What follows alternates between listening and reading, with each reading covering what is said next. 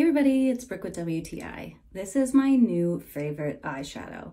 Being a mom, I do not ever spend a lot of time getting ready, so I really want to pull it together quick, and this eyeshadow stick has helped me so much.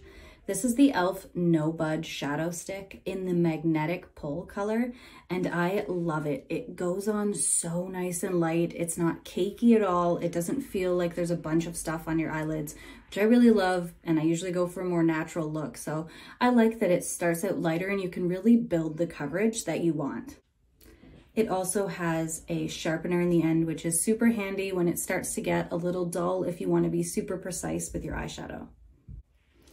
I am no pro at makeup in the slightest, and this is so easy to apply and it only takes me a few seconds. There's no extra brushes or anything involved. If you're looking for some new eyeshadow or a quicker way to get ready in the morning, I highly recommend this e.l.f. shadow stick. It has helped me so much be quick and also look put together. But that's just my point of view.